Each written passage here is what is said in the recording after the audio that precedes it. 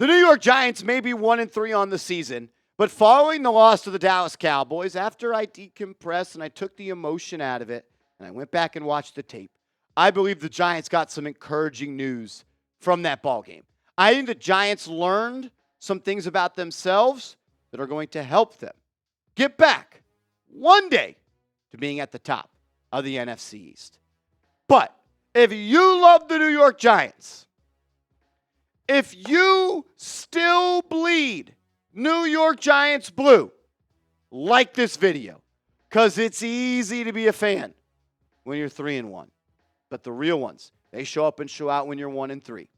So if you love them, you're still riding, you're still dying, because we're dying a lot, hit that thumbs up icon.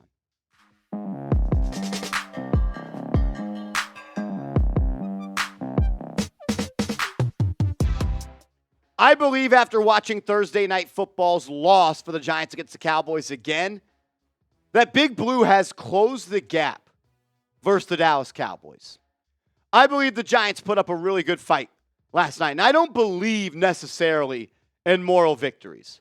But I don't always want to come up on the show and be negative. It's not good for me. It's not fun. And I'm supposed to enjoy this. This is a dream job for me. And I don't want to always come up here and just be negative. So today I'm going to try to be positive. And I believe there were a lot of positives to take out of that game. First and foremost, you're a better football team than what you were last year in some areas. The Giants were outscored 89-17 versus the Dallas Cowboys last year. You lost 40-0, and then you lost 49-17. The Cowboys whipped your butts last year. Wasn't even a competition. Wasn't even close. And last night, or Thursday night, you pushed them to the wire. You had the ball multiple times in that second half with an opportunity to go and win a football game. The Giants should have beat the Dallas Cowboys on Thursday Night Football. The Giants should be 3-1. The kicker debacle and not being able to complete a pass over 20-plus yards is why you lost the football game. They should be 3-1. And maybe the Dallas Cowboys aren't any good, but they're good enough to beat you. And they're good enough to beat the Browns. They're good enough to beat 2-2. And you didn't lose 89-17 this time. You didn't lose 40-0. You didn't lose 49-17. You at least played with some New York Giants pride, especially on the defensive side of the ball. I was proud of the way the Giants defense played yesterday. They played with some pride after giving up 45.5 points per game last year against the Cowboys. You held them to just 293 yards of total offense. Dak Prescott had to dink and dunk his way up the football field. Your run defense played strong. They stood tall. 3.5 yards per carry. And he got off the field. They only had the ball for 24 minutes of a 60-minute ball game. Unfortunately, your offense wasn't able to get things going. 303 yards, 277 yards on 29 completions. This is an effing joke. This makes me want to vomit. This makes me want to strangle somebody. 1.1 yards per carry. The Dallas Cowboys were the worst team in the NFL on stopping the run. Turnover. Doesn't really matter at the end of the game. And time of possession.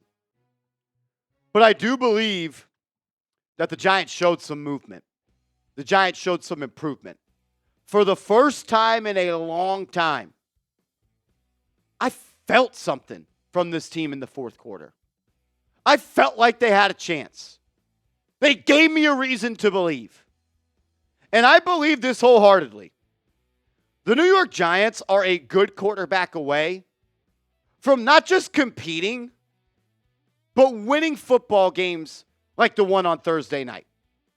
The Giants are good enough to have a foundation to draft a rookie quarterback and have him be successful early on.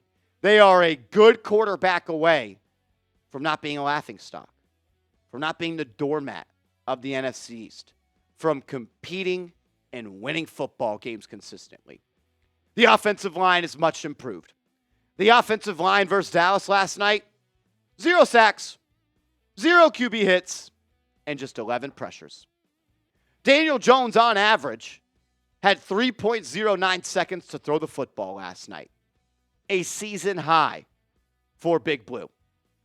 I know that Jones was sacked a couple times. Some of those were charged to him. No sacks charged to the O-line. No pressures, no QB hits charged to the O-line. And over 3 seconds to throw the football. Major shout out to the O-line. Andrew Thomas, we know he's a solid player. John Runyon is a good pass protector. John Michael Schmitz is improving in year 2. Greg Van Roten has been solid. And Jermaine Illuminor is the best right tackle the Giants have had since Kareem McKenzie. The Giants have improved at the offensive line position. And what stinks is it's not being talked about because you're 1-3. But you gave up 85 sacks last year. You might not give up 50 sacks this year. Malik Nabers, you got a stud. You got a game changer. You got a blue chip prospect. You got a guy that every single week the opposing team's defensive coordinator says, we cannot let Malik Nabers beat us. We cannot let number 1 be the guy that gets the ball. They've said that for 3 weeks now, and he continues to do it. 15 more targets, 12 more catches, 115 more yards, and 30 yards after the catch. You have a blue chip talent on offense. You have potentially a guy that might be a top 5 receiver in the NFL. That's awesome. So you've added an elite wide receiver who's already playing big time. You improved on the offensive line. Go add another playmaker this offseason.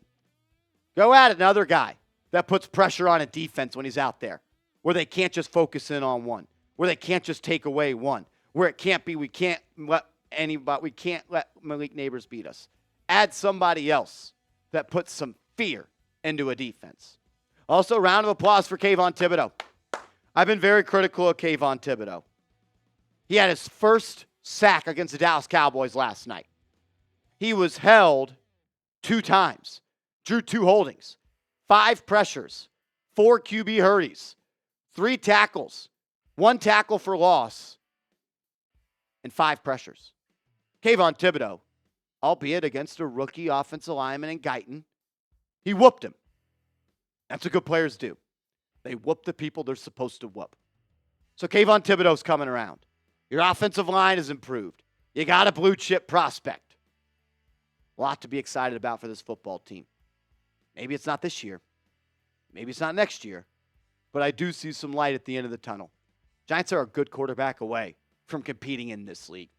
Make sure you are subscribed to the channel because we aren't going anywhere. 1-3, 1-8, 1-16. We're going to be here all season long. Free videos, multiple times, every single day. So subscribe and turn notifications on. And thank you to everybody that has subscribed. We crossed over 56,000 subscribers. An unreal accomplishment. Thank you. The foundation for this football team is there. The bricks have been laid. The offensive line has improved. Your fifth overall pick, Kayvon Thibodeaux, showed some life. Brian Burns is a good football player.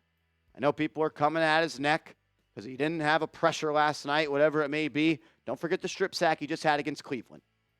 You got a great wide receiver. The Giants have a solid base for a rookie QB.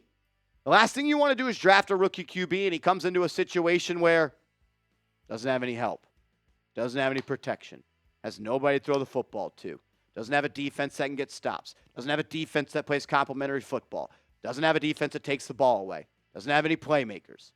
Giants kind of has that. And Brian Daboll, at times, impressed me last night. On Thursday night. I don't think Brian Daboll called an A-plus game. I don't think Brian Daboll called an A game. But somewhere in the B's, I think Brian Daboll did a good job. Think about it like this. Giants went toe-to-toe with the Cowboys. And look at our roster and look at their roster. That's coaching. Brian Daboll coached a good enough game to win that football game last night on Thursday night. He impressed me at times. Too conservative at times? Yes. But he's also trying to run an explosive offense while driving a minivan. He's having to call games left-handed. Brian Daboll got this job because he was able to be explosive and aggressive and take risks with Josh Allen. Now they're asking him to call the game left-handed. You got a quarterback who can't throw the ball downfield. You got a quarterback that doesn't change the game. You got a quarterback that can't complete passes. Shane Bowen has also impressed me in the last 2 weeks. I was very quick to come up here after week 1 and rip Shane Bowen. I was very quick to come up here after week 2 and rip Shane Bowen. He deserved both those rippings. But man, he coached a hell of a game last night. You held the Dallas Cowboys to 20 points. You held the Dallas Cowboys to 6 points in the second half. How many times did we see the Giants kick a field goal to keep the game in one possession last night and say, Giants got to get a stop. Giants got to get the ball back. Giants got to get off the field. And what did they do time and time again? Got the ball back, got to stop, and got off the field. Giants defense has been sneaky good. They have been sneaky good.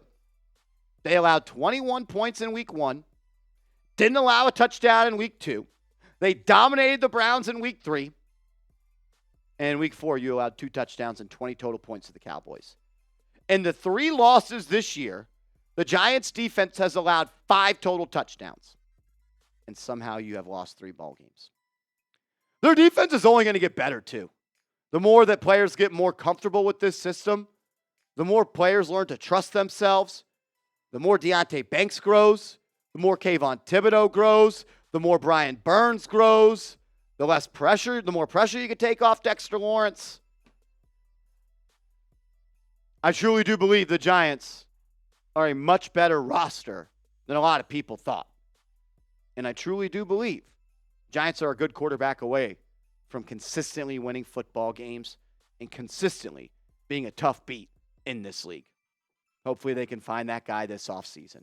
If you love the New York Giants, hit that thumbs up icon. Look, it's easy to quit now, but I'm not quitting, and you better not quit on me. Hit that thumbs up icon and make sure you all follow me on social media. I'm on Twitter @MarshallGreen_. I'm on Instagram @MarshallGreen_. Hit me up over there, and let's go Big Blue.